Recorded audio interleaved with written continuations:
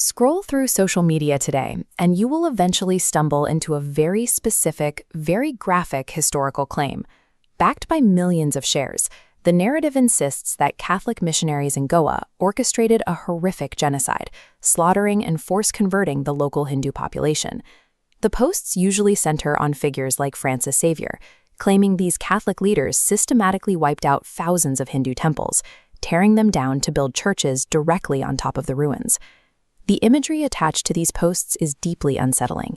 They describe innocent people being dragged into dark rooms and subjected to blood-soaked medieval torture devices to force their conversion. When you ask people how they know this happened, the answer usually boils down to the appeal to tradition fallacy. The logic goes, parents heard it, their parents heard it, and thousands of videos repeat it, so it must be true. But what actually happens when we step away from the internet forums and ask professional historians to check the 16th century archives for proof? When we open the official colonial and royal records, we are met with a curious, total silence. A stark discrepancy between the digital noise and the physical record that we need to reconcile. To find out what really happened, we have to look past the rumors and examine the physical and archival evidence left behind in India. Prominent Hindu scholars have extensively researched this period. Nataraja Ramakrishna, a deeply respected academic, documented that Catholic missionaries did not implement any schemes to demolish Hindu temples or eradicate the local culture. Instead, the historical record shows they built their own distinct architecture, like this white colonial-style church, establishing their places of worship alongside the existing local culture. In 1962, researcher Tumati Donappa published a comprehensive study on the relationship between Catholic priests and Indian royalty. He found a high level of mutual respect and peaceful cooperation. For example, the Vijayanagara emperor, Venkatapati Raya, warmly welcomed two priests from Goa in 1598. He hosted them in his court for over a decade and actively funded their efforts, gifting them gems to help build their local churches. When modern researcher A.K. Priyalkar went looking for the ultimate proof of atrocities, he directly asked P. Pisarlinkar, the director of the Goa Historical Archives, for the official records of these mass slaughters. The director confirmed that 0 authentic records exist.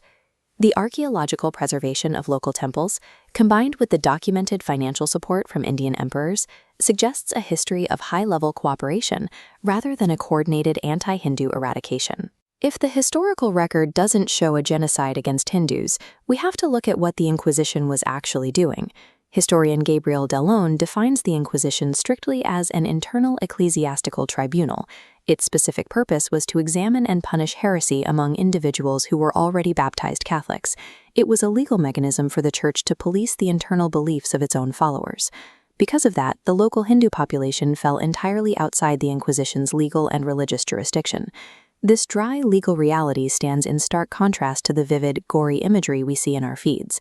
Since the Inquisition was a bureaucratic religious court for Catholics, we have to look elsewhere to find the source of the public's obsession with its supposed torture chambers.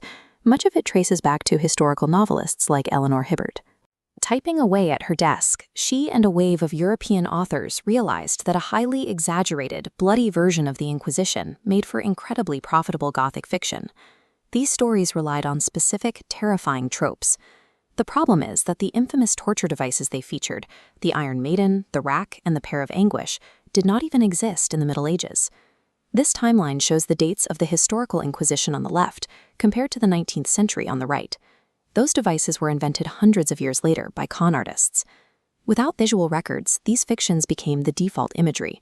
When modern digital creators look for visuals to illustrate the Goa Inquisition, they simply borrow these established European Gothic tropes.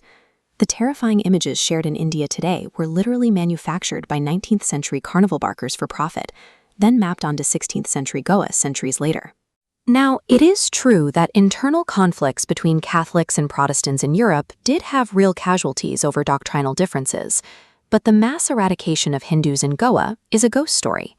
When you look at the ornate carvings on the cathedrals still standing in Goa today, you see a complex intersection of European and Indian cultures, entirely devoid of the fabricated slaughter. We are watching a classic psychological principle play out in real time.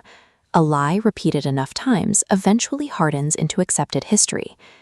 The danger is that in the digital age, this specific hoax is being weaponized.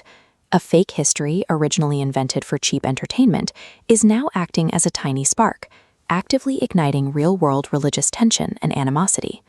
We have to separate emotional internet rumors from the empirical archives, because true history requires hard evidence, not just endless repetition.